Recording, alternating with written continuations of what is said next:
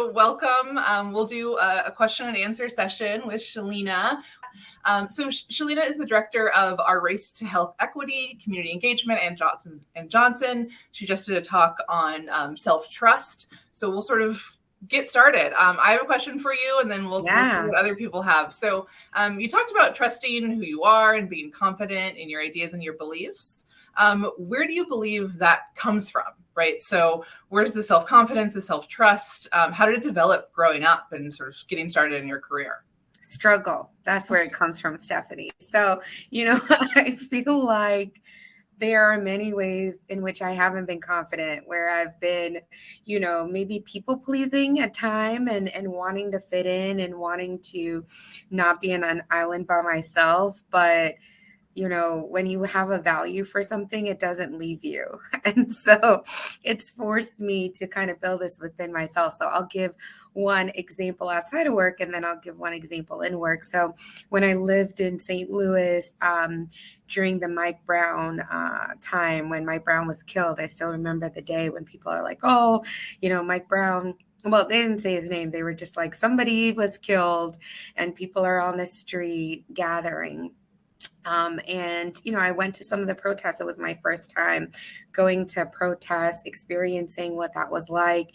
And I wasn't fully aware of the challenges that the Ferguson community faced with the police. They would get tickets for, like, if their car had a flat tire and they couldn't move it, but it was in their driveway, they would get a ticket for it.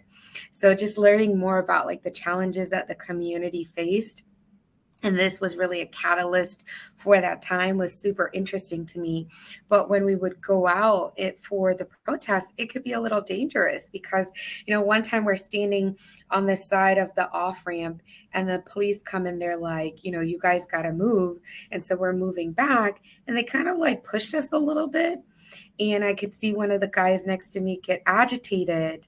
And so I'm trying to calm him down, like, don't respond. It's not worth it, So there were times where I was nervous to go to these protests, but I felt like it was important to be there. I felt like it was important to highlight the issues that the community was facing.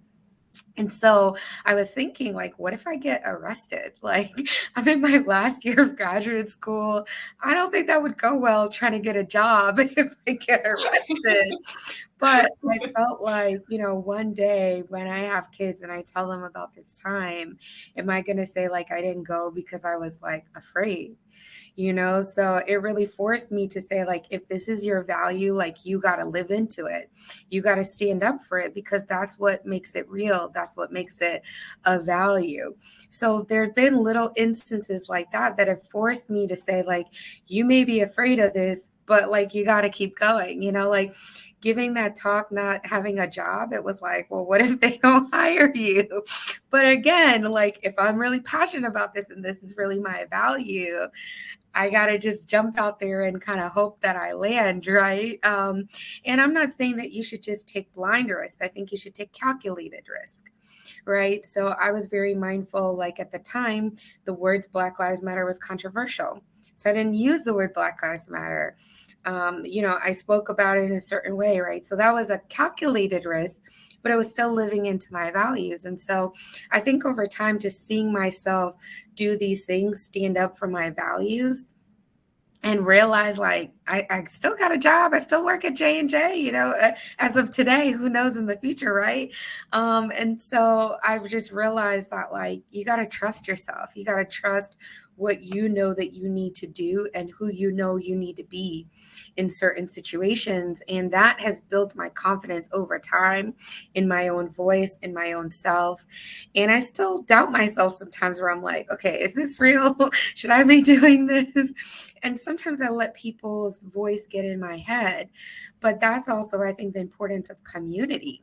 I have friends that hold me accountable to who I am. They're like, why are you listening to this? This is not who you are. So that was a long way to answer your question. But basically, when you take little risk and you see yourself perform, it builds your self-trust for the next thing.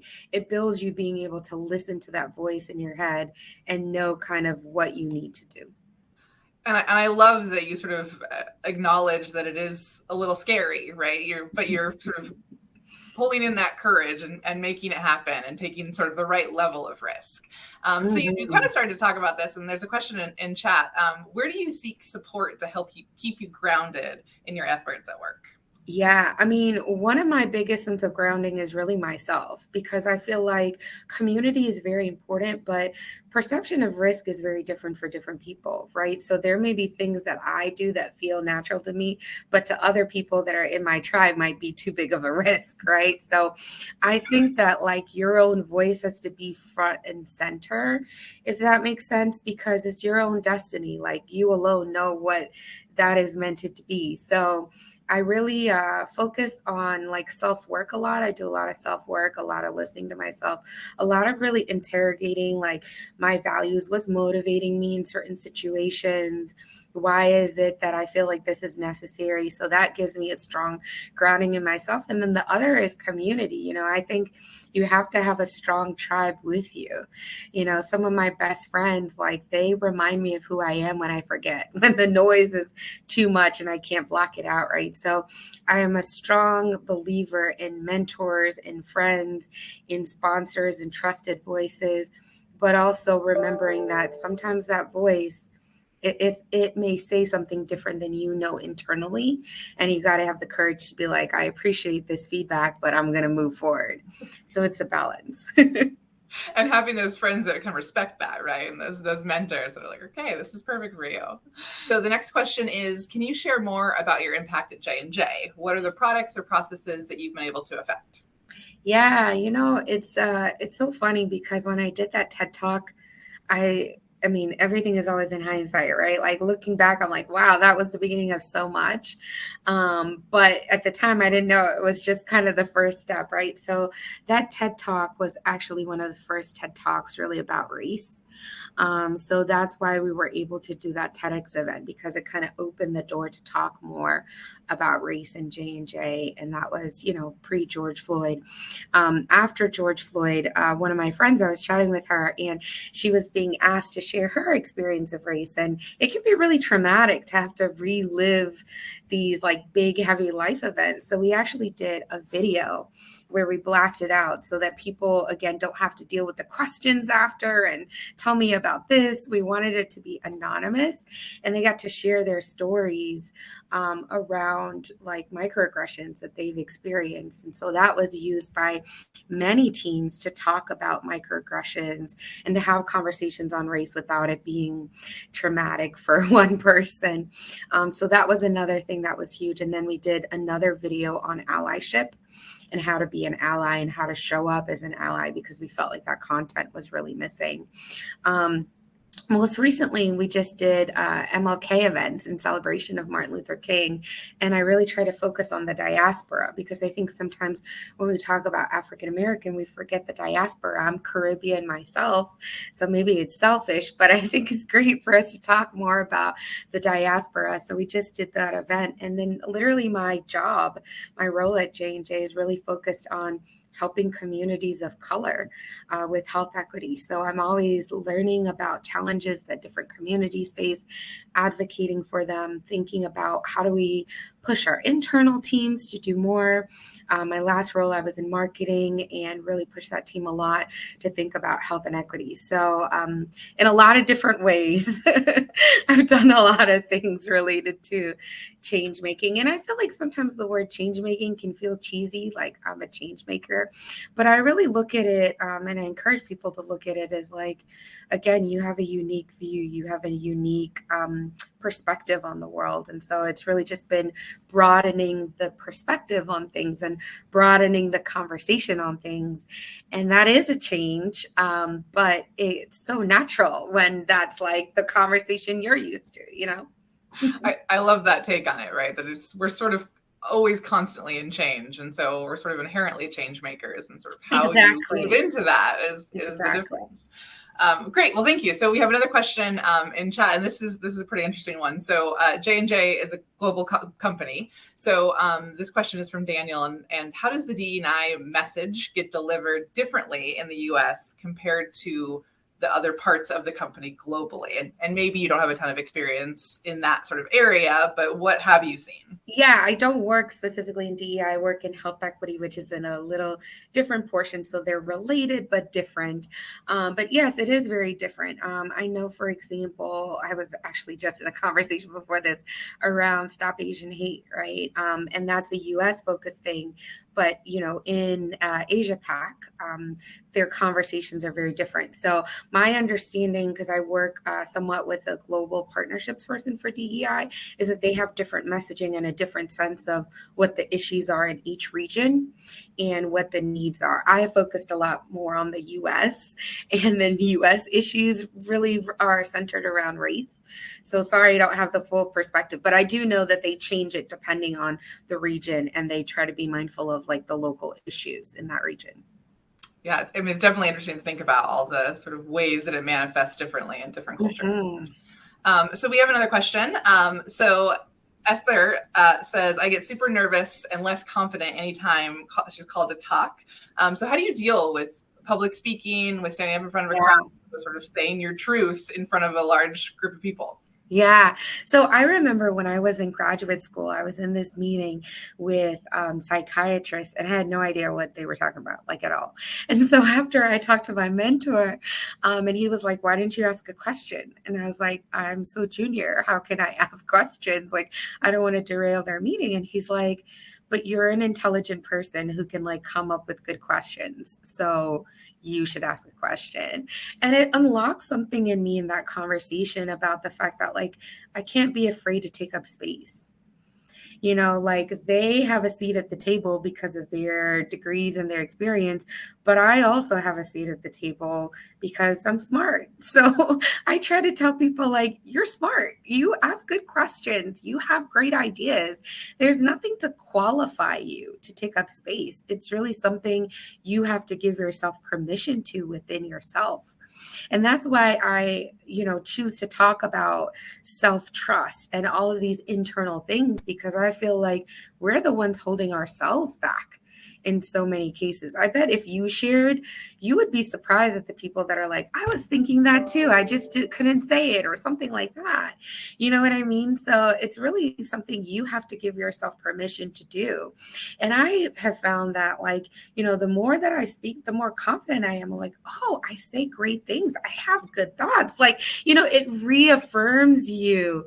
And then the next time you're like, oh, okay, I can do this. I know that I put sentences together that are coherent and make sense, right? So my personal belief is that confidence is really built, and it's built from seeing yourself perform, right? And then also you have to deal with when you don't perform, right? And then you can evaluate, okay, well, maybe I could have done this better. Maybe I could have done that better. But to me, confidence is a learned skill, and no one can give you confidence or permission. You just got to give yourself it.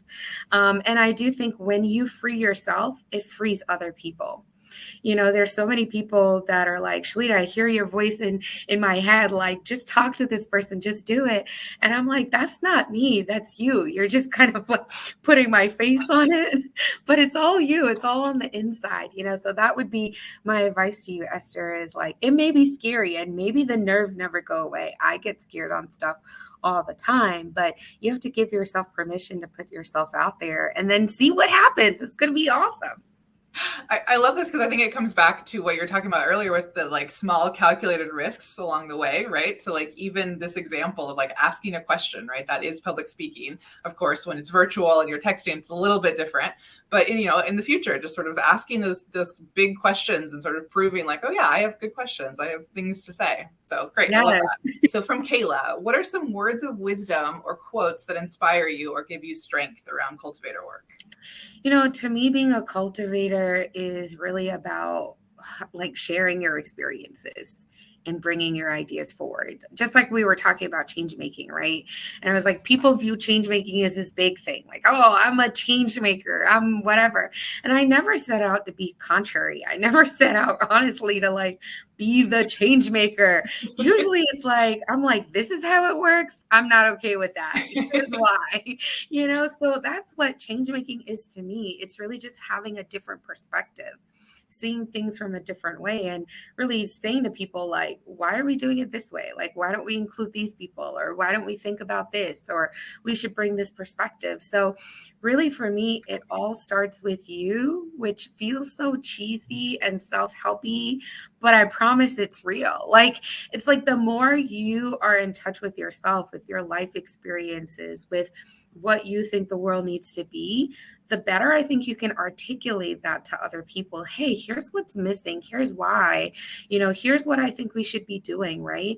And to me, that's how we move society forward, with the new ideas, with the new perspectives, with the new ways that we should be doing things. So my biggest advice, words of wisdom is just get in touch with you, start loving you, because that's going to spill out into other areas. And I really think that's what we need in the world, more self-love, more people who are unapologetically them, who can say I'm going to advocate for this. This is not okay, or we need to do this, because that to me is what brings more inclusion in the world. So hopefully that was helpful, Kayla.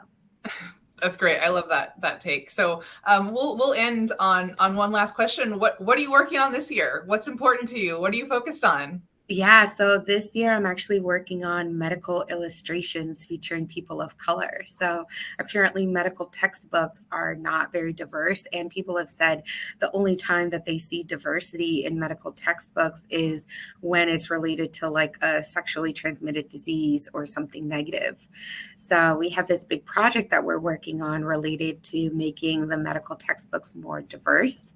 So that's one thing that I want to share. The other thing I want to share is I'm working on having a soft life. I feel like I can be a very independent person, and I love that for me. But my goal for this year is soft life, learning how to trust others, rely on others, not always carry all the burdens myself, and to be more vulnerable. And I share that with people to say, part of being a change maker and being in community with other people is not always doing it all yourself, is learning how to rely on other people. And so that's also my wish for you all, is that you all have soft lives too, and not always be overly independent if you're like me. I love that. I mean, both the project that you're working on, the sort of living into the softness, both great. Hopefully it goes great for you this year. Thank you so much for joining us today and sharing a little bit about how you got to where you are, your self-trust journey, your cultivator journey. Well, thank you so much. Thank you, Shelina. Thank you. This is so great. Thanks so much. Have a good one. All right. We'll see you around. Bye, everybody.